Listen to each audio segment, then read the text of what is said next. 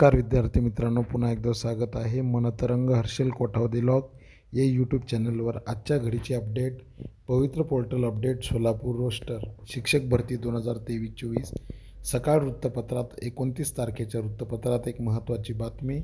Teachers recruitment माध्यमिकमध्ये लवकरच 550 जागांची भरती सोलापूर। सकाळ वृत्तपत्र दिनांक 29 डिसेंबर 2023। टीचर्स रिक्रुटमेंट माध्यमिकमध्ये लवकरच 550 जागांची भरती। सकाळ वृत्तसेवा 29 डिसेंबर 2023 9:30 वाजेची बातमी आहे। काय म्हटलं बघा, सोलापूर न्यूज, जिल्हा परिषदांमधील शिक्षक भरतीची प्रक्रिया सुरू झाली असून आता माध्यमिक शिक्षक भरतीलाही सुरुवात होणार आहे।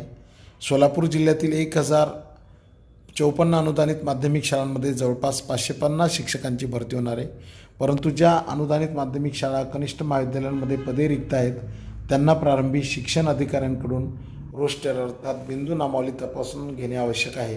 त्यानंतर मागासवर्गीय कक्षाकडून बिंदू नामावली अंतिम करून घ्यावी लागेल।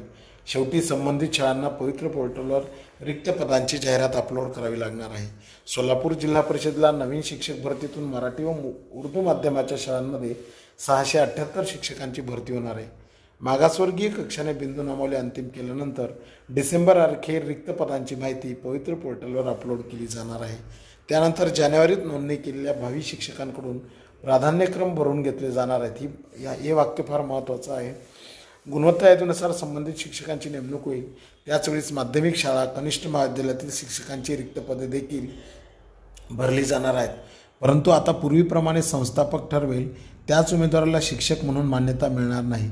नोंदणीकृत उमेदवारांच्या प्राधान्यक्रमानुसार त्या उमेदवारांना संबंधित संस्थेत मुलाखतीसाठी पाठवले जाणार आहे।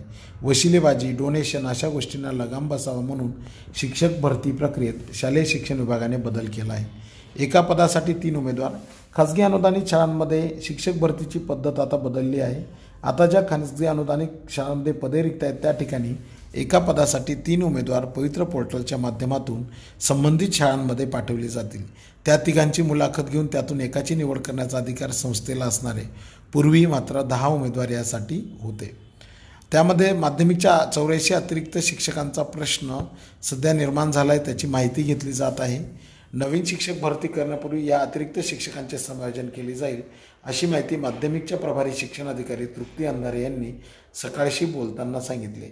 दरम्यान शिक्षण अधिकाऱ्यांच्या आदेशानंतर एखादी शाळा अतिरिक्त शिक्षकाचे समायोजन करीत नसल्यास त्या शाळेतील रिक्त पद कमी केले जाण्याची शक्यता दाट आहे। अशी आजच्या घडीची सगळ्यात महत्त्वाची बातमी होती। अशाच नवनवीन अपडेट्ससाठी चॅनल सबस्क्राईब करा, बेल आयकॉनला हिट करा। पुन्हा भेटूया नवीन माहितीसह। धन्यवाद, थँक्यू।